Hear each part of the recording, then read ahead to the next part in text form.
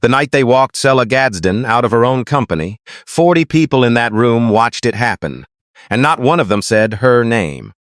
She left with $312 and a worn leather book of her grandmother's hair recipes, the two things her husband's lawyer had looked at and called worthless. 7 weeks later, she was mixing hair butter by hand at a folding table on a Charleston sidewalk. 9 months after that, that same leather book was glowing on a television screen in front of 250,000 people, and the man who erased her was sitting alone in a dark living room, watching the one thing he never once bothered to open become the thing that took everything from him. He took the company, he took the brand, he took the house and both children. He left her with a jar of butter and a name. He thought that was nothing. Watch what she built with nothing. It happened on a Thursday in early April, on the second floor of a renovated warehouse on Upper King Street, in a room full of people in good clothes drinking sparkling wine out of plastic flutes, made to look like glass. Sovereign Beauty had just signed a national retail deal, 1,200 stores, and Marcus Pryor stood under a ring of soft white light pot with a microphone in his hand and told the room the story of how he built a brand from nothing. He said the word vision 4 times. He said the word disruption twice. He thanked his investors by name and his board by name, and a brand strategist named Brooke, who stood near the front and smiled like the night belonged to her too. He did not say Selah's name. She was standing near the back wall by the coat rack, in a plain navy dress and her grandmother's gold head wrap, the one with the small frayed edge she had folded under so no one would see.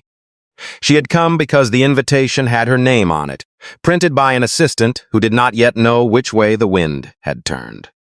She had come because she had formulated every product on the long-lit table at the front of the room, the scalp oil and the leave-in and the curl butter in the heavy fat jars, and some part of her still believed that meant she belonged in the room where they were being celebrated. A woman with a clipboard and an earpiece found her before the speeches were over. The woman was polite. The woman was sorry. The woman said there had been a mix-up with the list, and that Mr. Pryor had asked that the evening be kept to current team and partners only, and would Selah mind stepping out. The room heard it.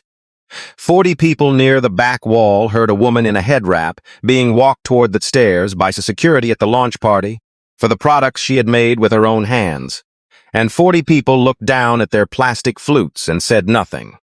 Selah did not raise her voice. She did not look for Marcus across the room.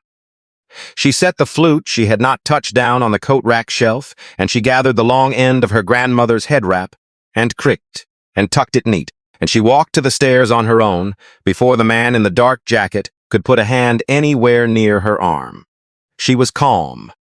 That was the part people remembered later, the ones who would tell this story after everything came out. She was so calm it frightened them. If that had been you, walked out of a room full of people who knew exactly what had been done to you and chose silence over you, what would you have carried down those stairs?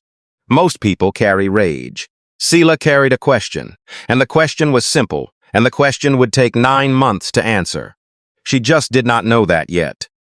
To understand the woman on those stairs, you have to leave Charleston proper and cross the long bridges out to John's Island, to a single-story house with a tin roof and a wide front porch that sat at the end of a dirt road lined with live oaks so old their branches met overhead like hands folded in prayer. Selah grew up in that house. It belonged to her grandmother, Pearlie Mae Gadsden, born in 1939, Gullah Geechee, the great-granddaughter of people who had been brought to those islands in chains and had stayed on after freedom and built a world there out of marsh and sweetgrass and song. Pearlie Mae lived in that house for 51 years. She raised 3 children and buried a husband and took in Selah when Selah's own mother could not hold steady. And she did one thing on that porch every single Saturday of her grown life. She did hair, not for money.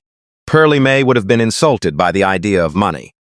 She did hair the way her own grandmother had taught her, the way the women on those islands had always done it, on a stool set out on the porch in the cool of the morning, a jar of butter on the rail and a rat-tail comb in her apron pocket, and a line of women and girls waiting their turn down the steps and out into the yard. She had a book, brown leather cover gone soft as cloth from 40 years of hands on it, every page filled in blue ink in Pearlie Mae's slow, careful hand. 214 pages. 3 decades of formulas written down one at a time, the scalp oils and the pomades and the butters she cooked on a back burner from shea and mango seed and castor and the things she gathered herself off the island, life everlasting that she dried in bunches over the stove. Rosemary, the sweet inner heart of the palmetto. Notes crowded the margins. Do not cook the butter past a whisper of steam. Let the root steep 3 days, not 2. This one is for a grieving woman, the one whose hands shake when she sits down. Selah was beside her on that porch from the time she could hold a comb. 5 years old, parting a doll's yarn hair into rows, because her grandmother said your hands have to learn the road before they learn the work. By 10, she could whip a batch of curl butter without the recipe. By 12, she was greasing scalps and laying edges for the Saturday line while Pearlie Mae sat back in the cane chair and watched and corrected her with 2 words. Too hot, too thin. Pearlie Mae taught Selah how to make the butter. But she taught her something else, too, something that had nothing to do with oil or temperature or how long to let a thing steep. You put your hands on somebody's head, you are holding their whole self. So you be gentle, and you look them in the eye, and you let them know they matter. Selah heard that sentence at 7 and at 17, and on the last morning she ever spent on that porch. She heard it so many times it stopped being a sentence and became a sound her bones made. She left the island at 19, took the bus into the city and then north, to a cosmetic chemistry program at a state school she paid for with 2 jobs and a small grant, because she had decided early that she would take what her grandmother knew on that porch and learn the science underneath it, learn why the butter did what it did. Learn it well enough that no one could ever call it just kitchen work again. The morning she left, Pearlie Mae put 2 things in her hands, the leather book, and a photograph tucked inside the front cover. The photograph was Pearlie Mae on that porch in 1987, 48 years old, a yellow head wrap, and a cotton dress, her hands shining with butter, smiling like she knew something nobody else in the world had figured out yet. Selah carried both for 22 years. The book sat on a shelf in every apartment she ever rented. She opened it often, at first, then less, then not at all in the years after Pearlie Mae got sick. Pearlie Mae Gadsden died on a Tuesday in late autumn, 4 years before this story begins. 83 years old, in that same house, in a bed you could see the porch from. Selah drove back to the island for the funeral and sat in the empty house for 3 hours after the last cousin left. She did not look at the book. She looked at the porch, at the cane chair, at the rat-tail comb still in the apron, hanging on its nail by the door. Then she drove back to the city, and she set the leather book on a high shelf in the kitchen of the house she shared with her husband. And she did not open it again. Not once in 4 years. Not until the night everything else was gone. She did not know yet that the book and the photograph and the smell of that porch would turn out to be the only thing she truly owned. She would learn it. But not yet. Marcus Pryor came into Selah's life when she was 26. He was 30, a finance man with a degree he found ways to mention, and he had what she noticed first in everyone. The thing her grandmother had warned her was not the same as character. He had a plan for everything. He listened when she talked. He remembered, 3 conversations later, that she made hair butter from a book her grandmother had left her, and one evening he asked her, very gently, whether she had ever thought about what that could be. That was the word he used. Not who it was, what it could be. They married when Selah was 28. They started the company a year after that, 2 of them, at the kitchen table of a rented house on the peninsula. A card table covered in jars and labels she printed herself. She made the products. She wrote the formulas, scaled them up off her grandmother's book, taught herself the chemistry to make them shelf-stable, without losing the soul of them. Marcus made the deck. He raised the money. He stood in front of the buyers and the bloggers and the morning shows. He was good at it, and she was glad of it, because the porch had not taught her to sell herself, and she did not want to learn. They had 2 children, Micah, born when Selah was 30, Talia, born when Selah was 33. Here's is where the slow thing started, the thing she would not see clearly for years. When Micah was born, Marcus suggested Selah step back from the legal and financial side of the company. You focus on the product, he said. That is the magic. Let me carry the paper. It made sense. She had a newborn and a back room full of curing butter and 200 orders. She signed where he pointed. She did not read every page. That is what you do when you trust someone. You sign and you go check on the curing butter. A year later, Marcus restructured the company for a small business loan. Better terms with a single managing member, he said. Just a formality. She signed. A year after that, the trademark for Sovereign Beauty went in under the company, and the company by then answered to him. Her name was on the formulas she wrote at the kitchen table at midnight. It was not on the trademark, not on the operating agreement, not on the ownership ledger, not on the assignment that quietly turned every recipe she had ever written into work product, owned by the company Marcus controlled. She did not notice. That is the thing about control done slowly. When it happens an inch at a time, you never feel the ground move. You just wake up one morning standing on nothing. Every relationship that built Sovereign Beauty ran through a jar Selah had filled with her own hands. Every buyer Marcus charmed was charmed by a product she had spent a year perfecting. Every investor who wrote a check wrote it because the goods was that good. Marcus introduced her at events as my wife, our secret weapon, and the products appeared on the table as though they had grown there overnight. He never once stood under the light and said, "Selah made this." He said, "We built this." He said the formulation team. When the formulation team was one woman in a head wrap, working past midnight, the same woman he had started lately to find a little embarrassing, a little off-brand, with her grandmother's head wrap and her insistence on mixing the first batch of everything by hand. 20 years from now, somebody is going to ask how a thing like this happens to a smart woman who can build a stable emulsion from memory.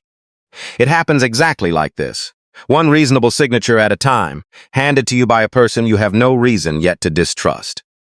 Marcus started planning the divorce 14 months before Selah knew anything was wrong. He hired Spencer Holloway, 56, a family and asset attorney with an office on a quiet street in Mount Pleasant, the kind of lawyer who does not handle feelings, only structures. Marcus did not need someone to talk him through his marriage.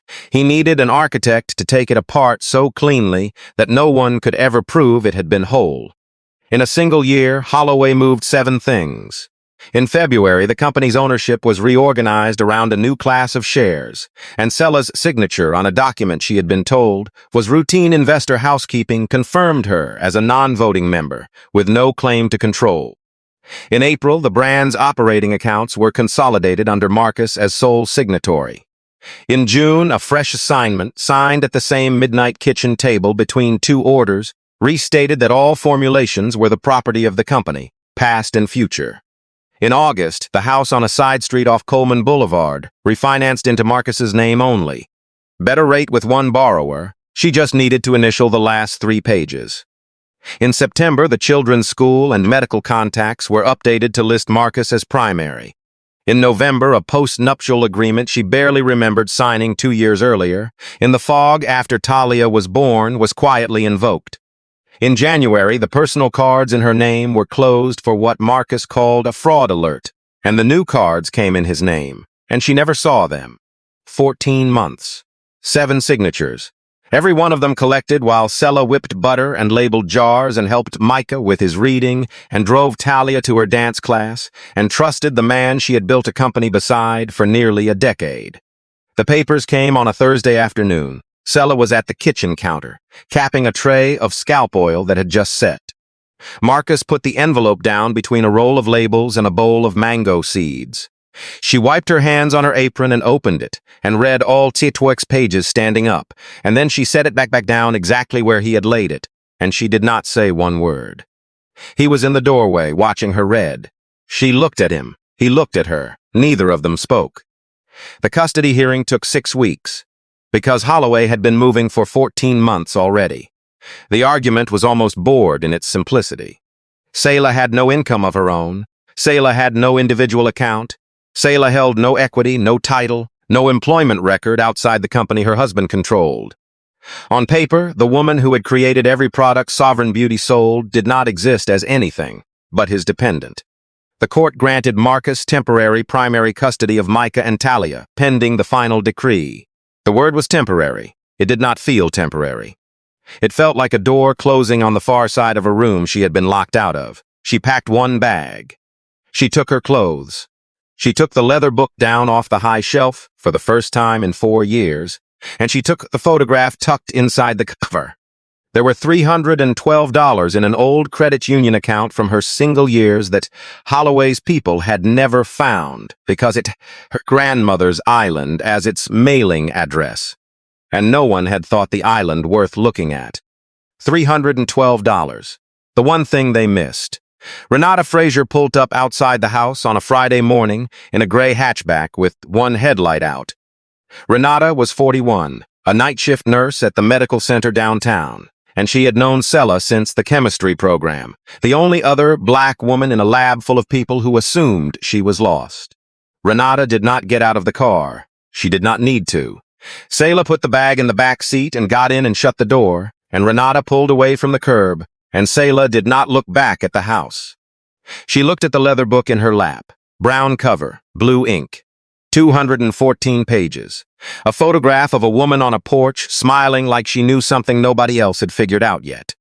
He took the company, he took the brand, he took the house and the children, and 9 years of her hands and made all of it disappear from every document that existed.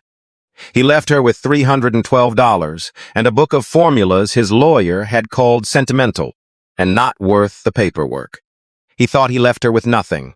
Renata lived in a 2-bedroom on the east side, near the corner of America and Reed, a narrow shotgun house with a window unit that rattled. Selah slept on the couch under a quilt Renata's own grandmother had pieced together. For 3 days she did not leave the house. She did not eat much. She sat by the window and watched the children walk to the bus stop on the corner, and she did not mix a single batch of anything, and she did not open the book. Her phone had 2 messages from Micah. The first said, "Mom, when are you coming home?" The second said, "Talia keeps asking, and I don't know what to tell her."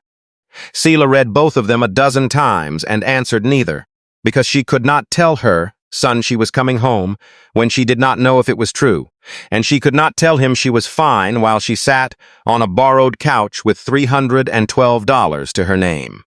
The 4th night, she could not sleep. Renata was at the hospital. The house was dark except for the streetlight coming in through the blinds in stripes. Selah sat up on the couch and reached into the bag on the floor and took out the leather book, and she held it in her lap a long time before she opened it. When she did, the photograph slid out of the cover and landed on her knee. Pearly May, 1987, yellow head wrap, hand shining, that smile. Selah held it and did not move and did not make a sound. Then she turned to the first page. Blue ink, careful letters. The base scalp oil, the one her grandmother had made every week of her life. The one that smelled like rosemary and something warm underneath.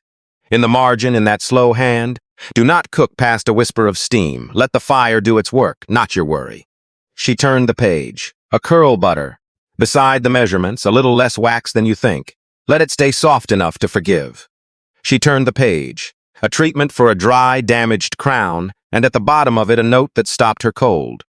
This one is for a woman who has been through something and does not know how to ask for help.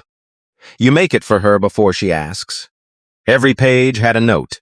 Every note sounded like Pearly May was sitting on the arm of that couch in the dark, talking out of her the way she always had. Not loud, not dramatic, just there. Selah closed the book and held it against her chest, and she sat in the stripes of streetlight a long while. Before sunrise, she got up and went into Renata's small kitchen, and she opened the book on the counter to the first page, and she started to cook. When Renata came home at 7:15, the whole house smelled like rosemary and shea and something sweet underneath. The same smell, the exact smell off her grandmother's stove on John's Island, the one Selah had carried in her memory for 36 years. Renata stood in the doorway with her keys still in her hand. Selah stood at the stove. Neither of them said much. "I need somewhere to sell this," Selah said. "I know a Saturday market," Renata said. That afternoon, Selah divided the $312 on the kitchen table. $40 for a county business license.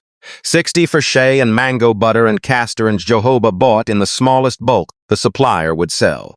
$35 for the jars, and $40 for the printed labels she needed by law. The ones with the ingredient list spelled out the way the regulations required, because she had read enough by then to know that a cosmetic sold to the public is not a kitchen project. It has rules, and she meant to follow every one of them. That left her a buffer that would not buffer much.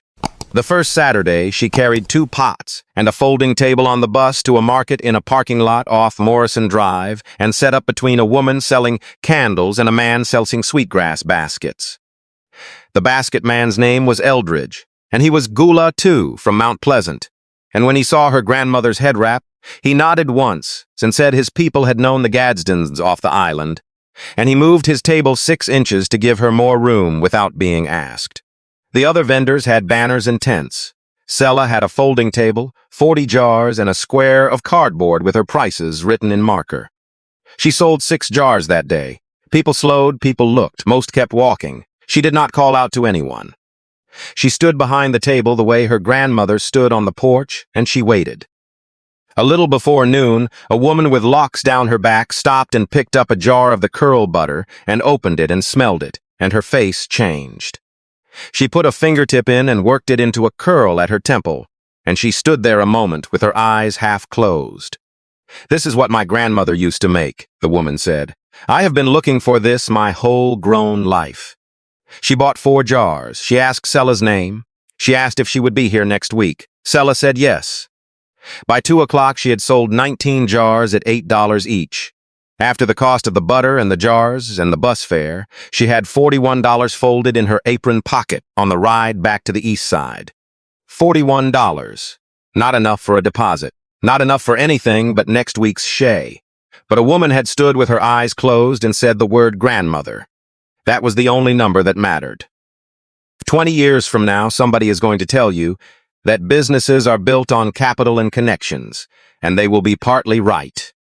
And they will be missing the whole thing. Some businesses are built on one woman closing her eyes over a jar and remembering who she is. That is a kind of capital no investor on King Street ever wrote a check for. Week 2, she sold 28 jars. Week 3, 35. Week 4, 40, sold out before 1 o'clock.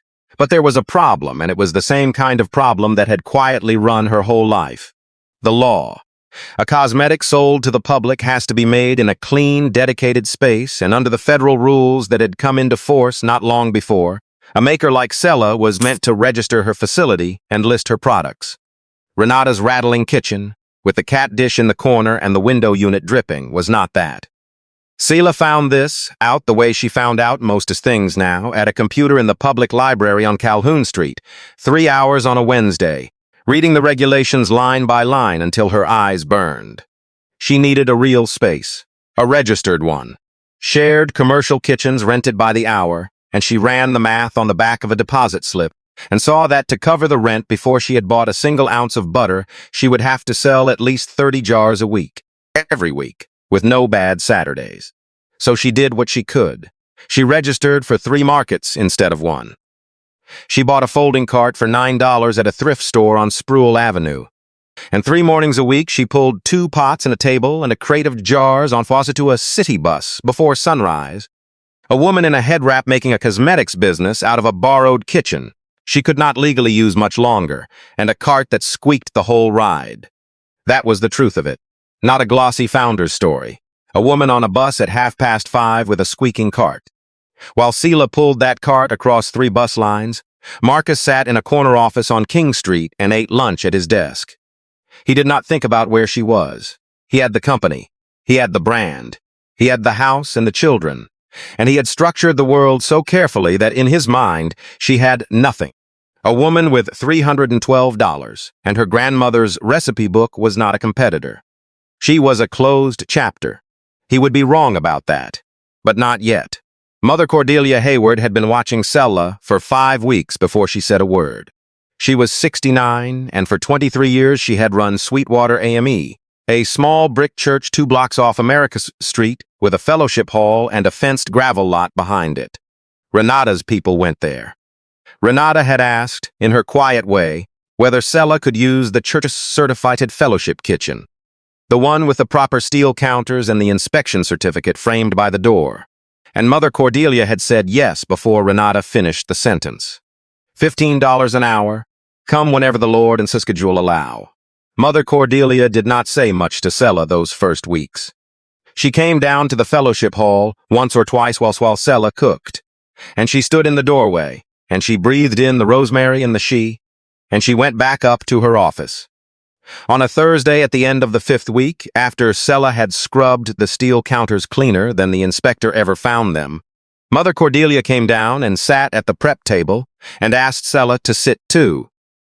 "I have been smelling your work for 5 weeks," she said. "I have watched you carry those pots in here in the dark and clean this room like it was the sanctuary. So tell me, what are you doing and who are you doing it for?" Selah told her. Short sentences, no self-pity.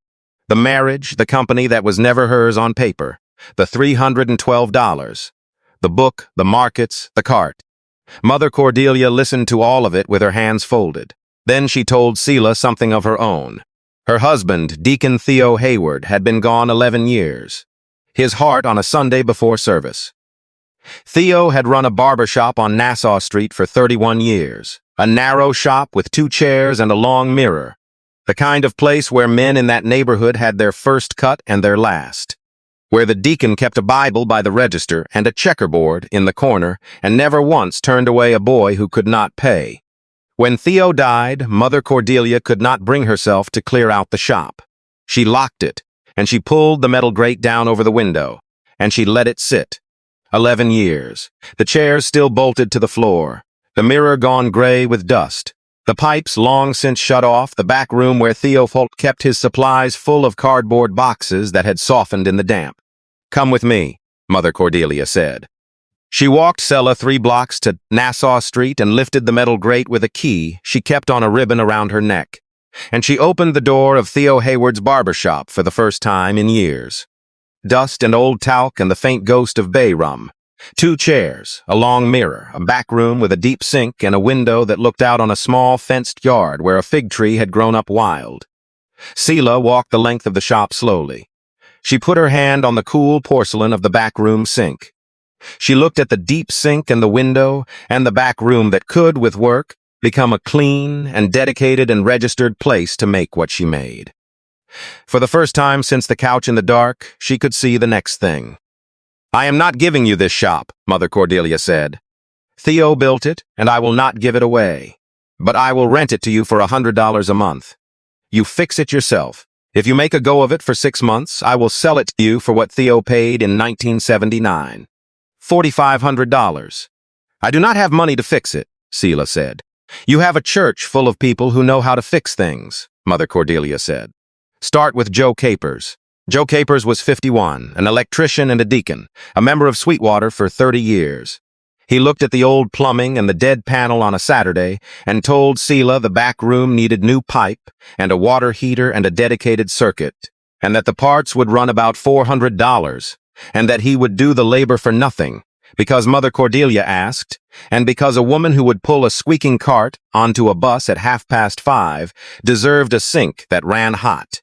A young woman named Tamika, 26, who did vinyl signs and lettering out of her cousin's print shop, offered to paint the window and letter the name in exchange for product for her and her mother and her 2 aunts for a year. Selah said yes to both. The parts came to $391. Selah paid for them out of 5 weeks of market money. Joe worked 3 Saturdays. Tamika came by on weeknights after her shift. In 3 weeks, the back room had clean pipe and hot water and a registered, dedicated space where the law said a cosmetic could lawfully be born. The front of the shop, with Theo's 2 chairs and the long mirror Selah cleaned by hand until it shone, became the place where customers would one day stand. Tamika asked what to letter on the window. Selah told her, and then she changed her mind and said she wanted to do that part herself. She cut a stencil out of cardboard and bought a small pot of deep gold paint at the hardware store on Meeting Street. And on the inside of Theo Hayward's old window, in the morning light, she painted 2 words.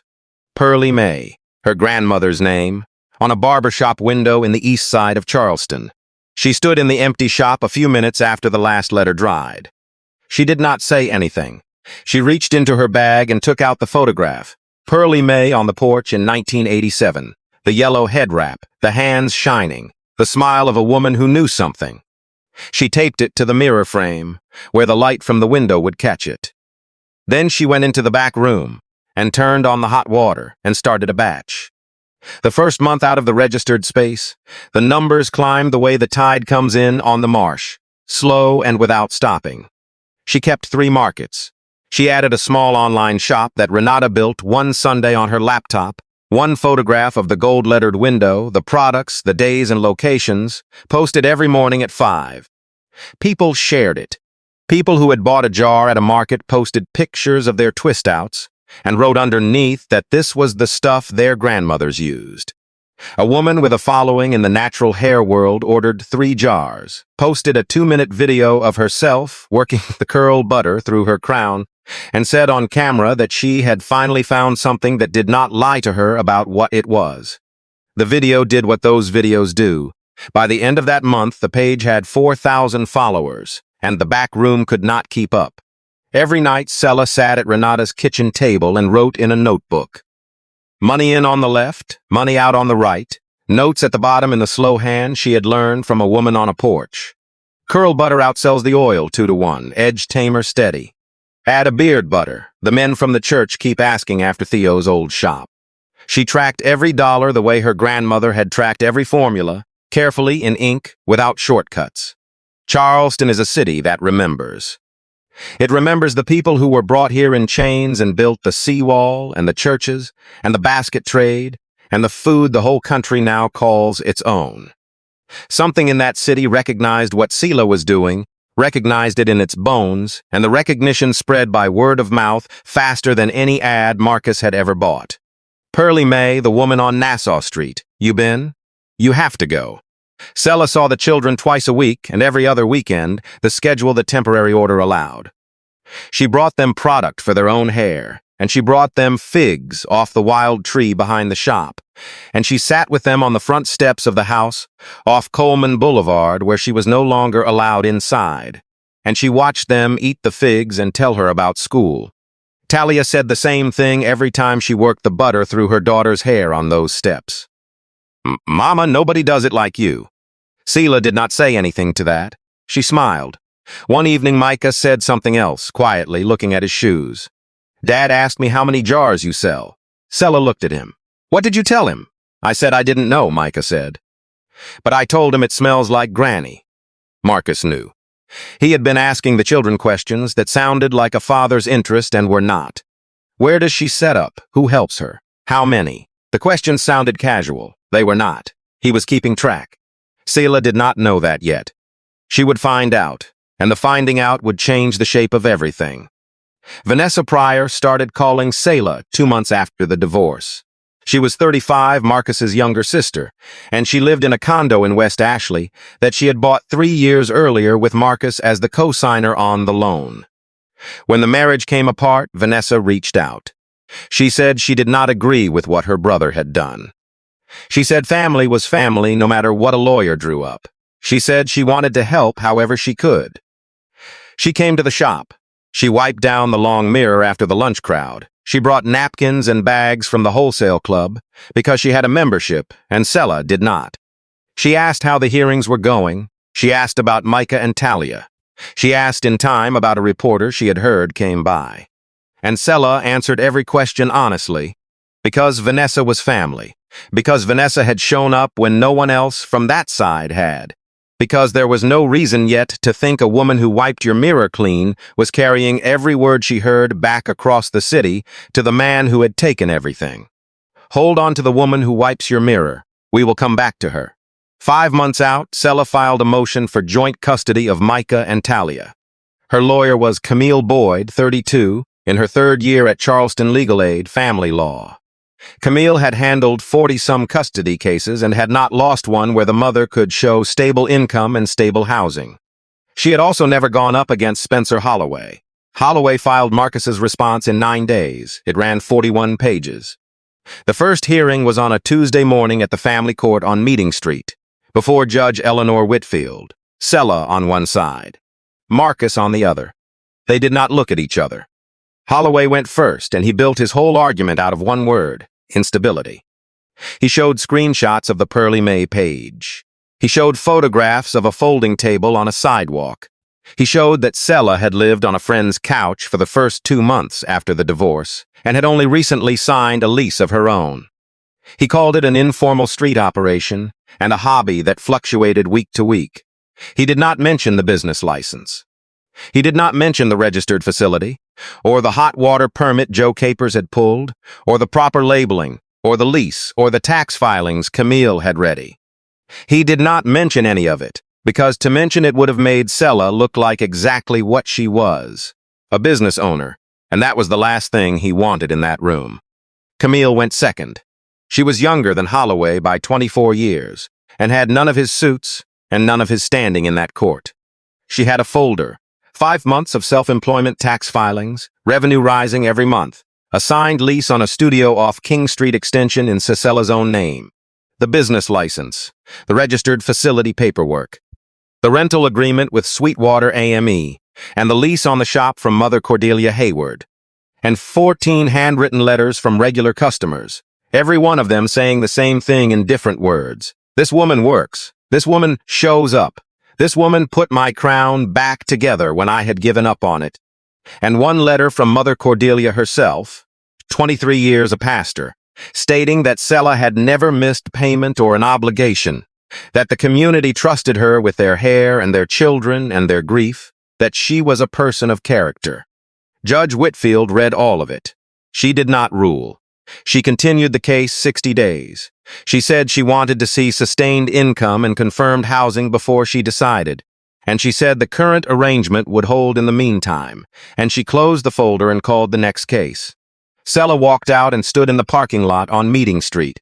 60 days. She had to hold the line for 60 days without a single gap. She looked at her phone. One message from Talia sent through Micah's phone. "Are you coming to get us, Mama?" The first 3 weeks of that window, she worked from 4 in the morning to 9 at night. She added 2 products off the book, a deep treatment her grandmother had marked for damaged crowns and a child's detangler, so gentle it smelled like the figs behind the shop. And both sold out the first day she made them. Revenue climbed. She renewed the studio lease and mailed the copy to Camille. She filed her next month of taxes, up again. On the 38th day, a woman walked up to the window on Nassau Street a little after 6 in the evening. A press badge clipped to her jacket. She was 34, short natural hair, and she bought a jar of the curl butter and stood on the sidewalk and tried it right there, and then she came back to the window. Her name was Brielle Sanders, she said, and she was a producer at one of the local stations, and she was putting together a series on black women building businesses in the Low Country. Could she feature Selah? Selah said she needed to think about it. Brielle said take your time and left her card. Selah called Renata that night from the floor of the studio, the book open on the counter across the room. "A reporter wants to do a piece on me," she said. Renata was quiet a moment. What would Pearlie Mae say? Selah looked at the book a long time and did not answer. She called Brielle the next morning and said yes. The week Brielle came by the shop, Vanessa called on a Wednesday evening. The talk was ordinary, the kids, the business, and then Vanessa asked something she had not asked before. "Somebody told me a reporter came around." "What's that about?" Selah told her. "A local series on black women in business. Nothing about the divorce, just the products and the story of her grandmother's book." Vanessa said that sounded wonderful. She said she was proud of her. 14 minutes later, Vanessa sent the same information to Marcus in a text from the parking lot of a grocery store in West Ashley. The reporter's name, the station, the angle, the week of the shoot. She typed it sitting in her car, and she sent it to her brother, who was sitting in the house that used to belong to his wife. It was not the first text. Vanessa had been sending updates since the week Selah bought the shop, when she registered the facility, when the church gave her the kitchen, when she filed for custody. Every word Selah gave the woman she believed was her ally had gone straight to the man who had taken everything. Vanessa was not cruel. She did not enjoy it. She was in debt, and her condo carried a loan that Marcus had co-signed, and 6 months before the divorce he had reminded her of that fact on a phone call that lasted under 4 minutes. He did not threaten. He did not raise his voice. He said he expected to be kept informed about how Selah was getting on, and that if Vanessa preferred not to, He would simply remove his name from her loan, and they both knew her credit would not carry the place alone. She had run the numbers that same night. She knew exactly what she would lose. So she wiped Selah's mirror every week and reported back. And she chose her own roof over her own conscience. And whether that was the right arithmetic is a question only Vanessa could answer, sir. And she had not answered it yet. Selah did not know. The information was already moving. Marcus called Selah on a Tuesday evening. She was in the back of the shop, the dinner orders capped and cooling, the hot water still ticking in the pipe. She saw his name and stood a moment with the phone in her hand and the smell of rosemary thick around her. And then she answered. He said her name the soft way he used to when he wanted something to sound like her own idea. He said the divorce was a private thing. He said going on television with their personal business would hurt the children, that Micah was getting questions at school, that Talia had been quiet. He said she needed to think about what was best for them. She let him finish every word. I am not telling our story, Marcus, she said. I am building mine. She set the phone on the steel counter, and she stood there for a few seconds, and then she started cleaning up for the night. This is the place where the man who controlled everything made the one move that took it all apart. Watch it closely.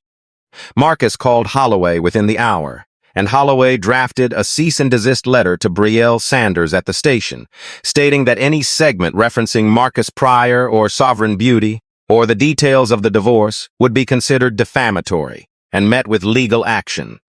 He sent it certified and by email the same day. Brielle read it on a Thursday morning and carried it straight to her executive producer, who read it and sat back in his chair. The piece had been planned as 2 minutes. A warm local feature.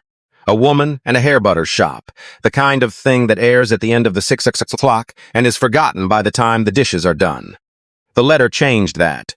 A man with a corner office on King Street sending a lawyer's threat to stop a story about his ex-wife selling jars of hair butter from a barber shop.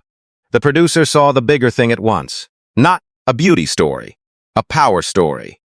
A woman who had been erased from her own company rebuilding it in public under her grandmother's name, while the man who erased her tried to shut her down from behind a lawyer's desk. The segment went from 2 minutes to 9, from the 6 o'clock to a primetime half-hour special, from one camera visit to a 3-day shoot. Marcus had taken a small, sweet story about hair butter and turned it into a story about control, which was the one thing in the world he did not want anyone to see. At the same time, Holloway filed a supplemental brief with Judge Whitfield, arguing that Selah was chasing media attention instead of focusing on her children, attaching the screenshots of the page, the reporter's first email, framing the whole thing as misplaced priorities. The brief landed on the judge's desk 11 days before the second hearing. No one knew yet what the segment would contain. Not the court, not Marcus, not Selah. Brielle Sanders and a 2-person crew came to the registered back room of the shop on Nassau Street at 4:30 in the morning. Selah was already there, the book open to the base scalp oil, the back burner warm. Brielle directed nothing. She told the camera to shoot what it saw. Selah worked the way she worked every morning, measuring and stirring and watching the steam, never once looking at the lens, never performing. Doing it exactly the way a woman on a porch on John's Island had taught her 36 years before. They followed her to the front of the shop when the door opened.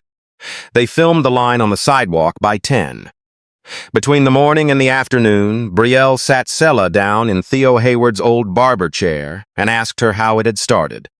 Selah said she had started with $312, a folding table, and a book her grandmother had given her, on the day she left the island.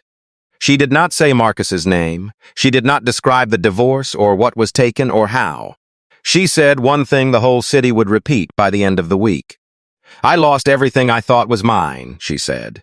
Then I found the only thing that was ever really mine to begin with. The camera moved to the book, brown leather, blue ink, the slow hand. Do not cook past a whisper of steam. It moved to the photograph taped to the mirror frame. The woman on the porch in the yellow head wrap, with her hands shining and that knowing smile. Brielle interviewed 3 customers. One was the woman with the locks from the very first Saturday. She looked into the camera and said the same thing she had said to Selah over a jar in a parking lot. This is what my grandmother made.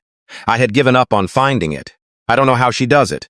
The special aired on a Thursday night, prime time a half hour. The title card read, Pearly May, one woman, $312, and her grandmother's book. Within 48 hours, the page went from 4,000 followers to 31,000. The line at the shop doubled and then doubled again. 2 other stations asked to use the footage. The clip crossed over into the natural hair world and the small business worlds and the Gullah Geechee heritage pages. And 250,000 people watched it in the first week. People who had never heard of Pearly May shared it with 3 words. You need this. People who had bought a jar shared it with different words. I knew it was special. Now you know why. You already know who was watching. Marcus was in the living room of the house off Coleman Boulevard when the special started.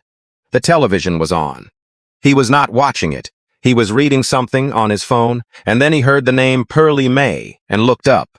He saw the gold-lettered window. He saw the line on the sidewalk. He saw Selah in the back room in her grandmother's yellow head wrap, tilting her head the exact way she always had when she checked whether the butter had come together. Moving her hands the exact way she had moved them every night at a kitchen table he had walked past for 9 years without once stopping to see what she was making. He saw the book, brown leather, soft cover. He recognized it. It had sat on the high shelf in their kitchen the entire length of their marriage. He had never opened it. He did not know what was in it. He had built a brand worth tens of millions on formulas that came out of a book he had never bothered to read, sitting on a shelf in his own house. He saw the photograph. He did not know the woman in it. He had lived under the same roof as that photograph for 9 years, and had never once asked who she was. He heard a customer say, "This is what my grandmother made." He heard Selah say, "I found the only thing that was ever really mine." He saw the number on the screen, $312. That was the figure Holloway had waved off. Not material, he had said, not worth pursuing. And Marcus had agreed because what was $312? It was 31,000 followers and a line around the block, and 250,000 people who now knew the name of the woman he had walked out of a launch party. He picked up the remote and turned the television off and sat in the dark living room of the house he had taken from his wife, and looked at the black screen. He had taken the company. He had taken the brand. He had spent 14 months restructuring every share and account and title, so her name appeared on nothing. He had left her with $312 and a book his lawyer called sentimental, because those were the 2 things not worth the paperwork. The book was on television. The $312 had built something 250,000 people were following. The soul of sovereign beauty, the thing that had made every product worth buying, had been in his house the whole time, on a shelf, in a book, in a woman he had erased, and he had never seen it. He saw it now. It was too late. He picked up the phone and called Holloway. "Can we use this against her in court?" he said. The second hearing was on a Wednesday morning. Same court, same 2 tables, Judge Whitfield presiding. Holloway went first and built a new argument on top of the old one. He entered the special as an exhibit. He entered the follower count. He entered the cease and desist his own office had sent. He called all of it evidence that Selah had chosen public attention over her children. He did not mention that the cease and desist was the very thing that had turned a 2-minute feature into a prime-time half-hour. He did not mention that she had never sought the reporter out. He did not mention that the only person who had dragged a lawyer into the press coverage was Marcus himself. Camille went second. 6 months of tax records, rising every month. The lease renewal. A report from the court-appointed family evaluator who had visited Selah's home twice and found it clean and stable and good for children. 23 letters. And then she addressed the special directly. She told the court that Brielle Sanders had come to Selah as a customer first, that Selah had not contacted the station, that Selah had not named Marcus or discussed the divorce on camera, and that the only party to inject legal conflict into the coverage was the petitioner, through the cease and desist his own attorney had drafted. She did not chase attention, Camille said. She sold jars of hair butter. Attention found her. Judge Whitfield looked at the filings and the tables, and she asked if either side had further witnesses. Holloway said no. Camille said yes. The courtroom door opened, and Vanessa Pryor walked in. Marcus turned in his chair and looked at his sister. Vanessa did not look at him. She walked to the front and took the stand. Camille asked her relationship to the parties. Sister to the petitioner, Vanessa said. Camille asked whether she had been in contact with Selah since the divorce. Yes, for about 5 months. Camille asked whether she had passed information about Selah to Marcus during that time. Vanessa was quiet a moment, and then she said yes. She said Marcus had asked her to keep an eye on Selah and report back, and that she had done so, and that what she passed along had included the shop, the custody filing, the reporter, and the timing of the television shoot. Camille asked why she had agreed. Vanessa said her brother had co-signed her condo, and that he had told her he would take his name off the loan if she did not cooperate, and that she could not carry the place alone. Camille asked what had changed. Vanessa said Marcus had removed his name from the loan anyway, 6 weeks ago, because she had not forwarded the reporter's information fast enough to suit him. She said the bank had begun foreclosure. She said she was losing the condo regardless, and she had decided she was not going to lose herself with it. Camille entered the texts. 47 messages over 5 months, each with a date and a time, each sent within minutes of a conversation Vanessa had had with Selah, each carrying something Selah had shared in confidence. Judge Whitfield read them slowly. She looked at Marcus. She looked at Holloway. She closed the folder. The court finds that the father engaged in a sustained pattern of surveillance and interference, conducted through a third party under financial coercion. That is plainly inconsistent with the best interests of these children. Primary custody is transferred to the mother, effective immediately. The father retains visitation on a schedule this court will set within 14 days. She called the next case. Selah walked out and stood on the steps on Meeting Street and took out her phone and called Micah. "You're coming home?" She said. The custody order became public record the following week, and the texts were quoted in it, and the pattern of surveillance was laid out in plain legal language that anyone could read. A man had used his sister, leveraged by a loan, to spy on his ex-wife during a custody fight. That was the line the city read. It traveled. 2 of Sovereign Beauty's institutional investors read the order, because investors read everything once a name starts trending.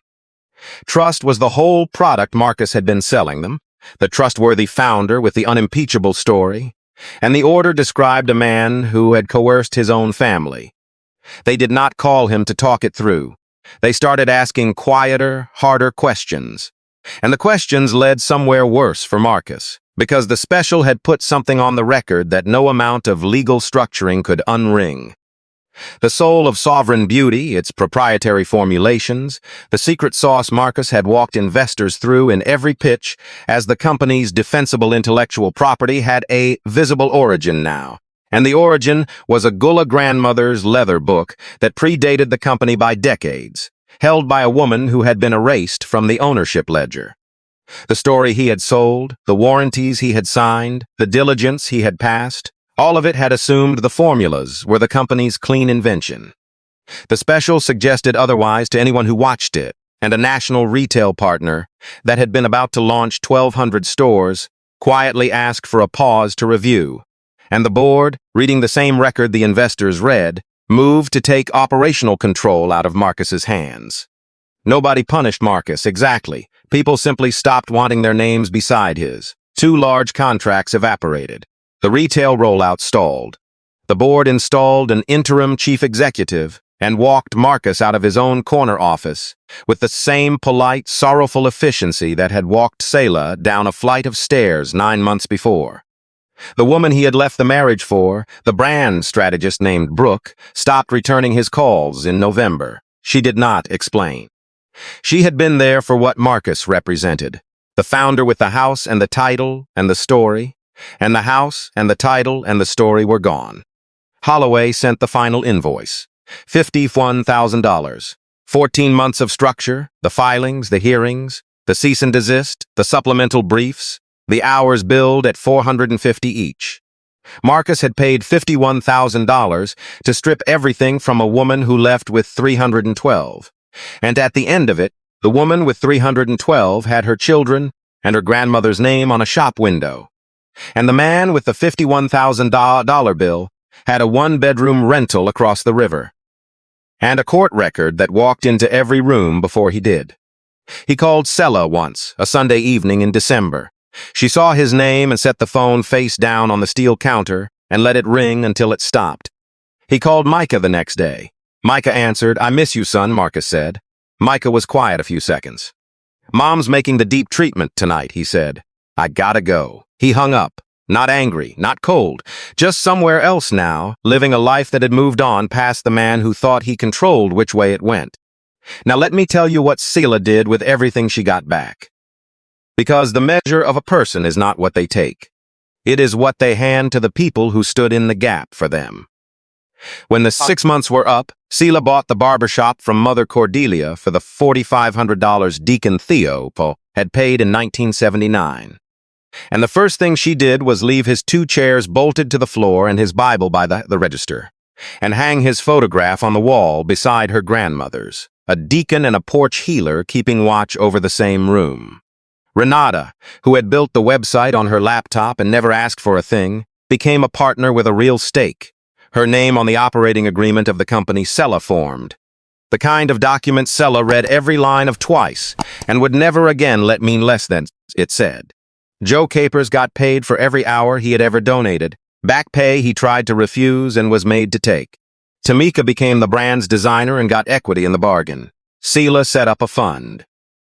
She called it the Pearly May Apprenticeship, and it brought in young black women from Johns Island and Wadmalaw and the East Side, and taught them the old Gula hair traditions her grandmother had carried. The butters and the oils and the gathering of the plants, alongside the cosmetic science that made it a living, and it paid them while they learned. She wrote one rule into the bylaws and underlined it, because she had learned what it cost to leave it unwritten. Every formulator is named. Every formula carries the name of the hands that made it. No one who builds the thing disappears from the paper that owns it. Not ever again. Not in any company with her grandmother's name on the door. The first evening Micah and Talia stayed at the studio for good was a Thursday in late autumn. Selah had moved a second bed in that morning and made it up with fresh sheets. She had hung the photograph above the dresser, framed now in plain wood, Pearly May on the porch in 1987, the yellow head wrap, the hand shining, the smile of a woman who knew something nobody else had figured out. After supper, she sat Talia down on the floor between her knees, the way her grandmother had sat her, and she opened a fresh jar and worked the butter through her daughter's crown. Slow, gentle, her thumb finding each part. Talia looked up at the photograph on the wall. "Who's that?" she said. "That's the woman who taught me everything I know," Selah said. She worked the butter through to the ends and laid her hand flat on the top of her daughter's head a moment. The way you do when you are saying something you have no words for. The whole room smelled like rosemary and shea and something sweet underneath. The smell of a porch on Johns Island. The smell Selah had carried for 36 years through every apartment and every loss and every signature she should not have signed. You put your hands on somebody's head, you are holding their whole self. So you be gentle, and you look them in the eye, and you let them know they matter. Selah did not say it out loud. She did not have to. Her hands were already saying it. Marcus took the company. He took the brand. He took the house and the children, and he took 9 years of Selah's hands and made them vanish from every document he could find. He left her with $312 and a leather book of formulas. He thought he left her with nothing. He left her with everything, because the one thing Marcus never understood about Selah, the one thing he could not take because he could not even see it, was where she came from. A porch under old oaks at the end of a dirt road. A grandmother who put her hands on the head of anyone who needed it and never once asked for money. A book with 214 pages of careful blue ink and notes in the margins that said things like, "The fire, do its work, not your worry," and "This one is for a woman who has been through something and does not know how to ask." He had every advantage. He had lawyers and 14 months, and every share and title moved into his name. And he still missed the only thing that mattered. Because you cannot take what you cannot name on a document, and you cannot buy back what you never learned to value. Some people spend their whole lives building things they can put their name on. Selah inherited something that could not be filed or transferred or locked into a new class of shares. A formula, a rat-tail comb, a photograph of a woman on a porch who poured her entire life into a leather book and trusted that the right hands would carry it forward. The people who only see what a thing is worth on paper will always, every time, miss the thing that is actually worth something. And by the time they understand that, it is already gone. So here is the question, and I will tell you now. This one is going to divide the room. If someone spent 14 months planning to take everything you had, and then stood by and watched you rebuild it all from $312, while they lost everything they thought they owned, would you pick up the phone the next time they called? Would you let them back in for the sake of the children you share? Or would you let them sit, quietly, with exactly what they built? Tell me below.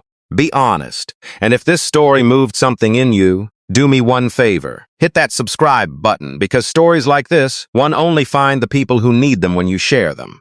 I read every comment, and I will see you in the next one. This story is a work of fiction. The names, the characters, the businesses, and the events are entirely imagined, and no real person is depicted or referenced. But the emotions underneath it are not invented, and neither are the realities. Coercive control inside a marriage, the quiet restructuring of shared assets, and a shared business during a divorce, and custody fights shaped by financial inequality are not fiction. They happen every single day, in courtrooms in every state, to women who never saw it coming because they had no reason yet to distrust the person collecting their signatures. I wrote this because I grew up watching women in my own family hold whole communities together with their hands and receive credit for none of it. The work happened on a porch, in a kitchen, over somebody's bowed head, and nobody ever thought to put any of it on a balance sheet. I wanted to tell a story where the thing nobody counted turned out to be the thing that counted the most. If you or someone you know is facing a divorce, please speak to a family law attorney before you sign anything. Understanding your rights to marital property, custody, and financial protection is not optional. It is survival. If you are living with coercive control or financial abuse, you are not alone, and it is not your fault. In the United States, the National Domestic Violence Hotline is available anytime at 1-800-799-7233, and Women's Law.org offers free legal information and support. Every jar Selah filled was a letter from her grandmother. Some things cannot be taken because they were never on paper to begin with. Thank you for watching.